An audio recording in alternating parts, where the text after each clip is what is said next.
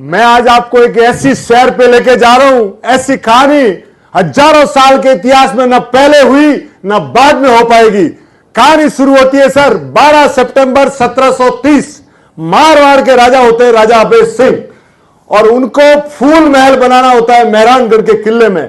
तो वो अपने दीवान को बोलते हैं कि दीवान साहब जाइए और लकड़ी का अरेंजमेंट कीजिए। उनके दीवान थे दीवान गिरधारी दास जी, और वो अपनी सेना के साथ निकल पड़े।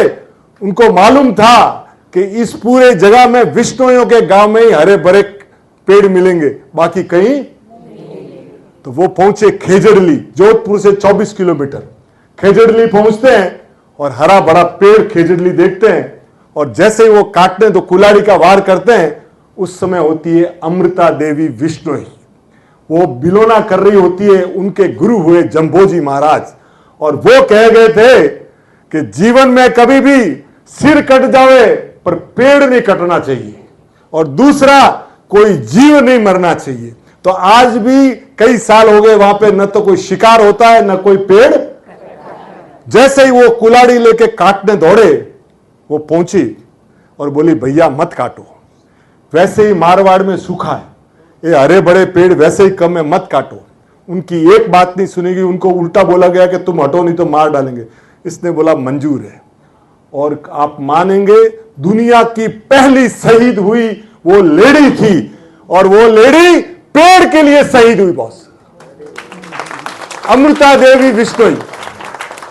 और वहीं नहीं रुकी बहनें, उनकी 3 बेटी थी, भागू, रत्नी और आसी। वो तीनों दौड़ते आई और तीनों ने पेड़ों को पकड़ लिया, और साहब वो तीनों भी शहीद हो गई।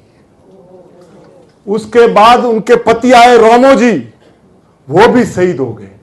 उसके बाद 84 गांव के विष्णुई वहां इकट्ठे हो गए। आप सुन के ताजुब करेंगे, शाम तक 69 महिलाएं, 69 तो महिलाएं और 276 आदमी, टोटल 363 लोग शहीद हो गए। कितने? पूरी दुनिया में जो आज हमको ग्लोबल वार्मिंग समझा रहे हैं ना, उनको मालूम नहीं है कि इस देश की आम जनता पेड़ों के लिए अपनी जान दे चुकी है। 363। कितना? और जब 364वें आदमी को मारने जा रहे थे ना, तो उनकी सेना ने हथियार डाल दिए कि इससे बड़े जुल्म हम नहीं कर सकते। और वो जब जुल्म वो पहुंचा वहां तक महाराणा के पास, वो भी चकित रह गए, उनके आंखों में भी पानी आ गया।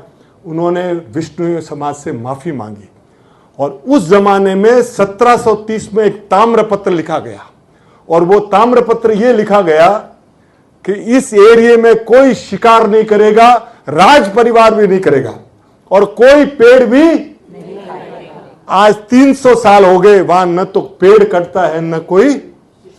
तो ये जो, और आप सोचिए हमारे साथ क्या विडंबना है, इतनी बड़ी वीरांगना हमारे राजस्थान में हुई, हमारे हिंदुस्तान में हुई, और हमारी किताबों में उसकी कोई जगह नहीं। आज ग्रेटर गुनरबर्ग 13 साल की बच्ची जो कहीं बोलती है तो पूरी दुनिया सुनती है, और हमको सुनाती है कि ग्लोबल वार्मिंग क्या होती है। अरे हम राजस्थान के वो लोग हैं जिन्होंने अपनी जान दी है पेड़ों के लिए। हम कुदरत के लिए उस समय समझते थे जब दुनिया कुछ समझती नहीं थी। इसलिए अमृता देवी विष्णोई ऐसी महिला हुई है जिसको जितना याद किया जाए कम। Thank you sir, thank you.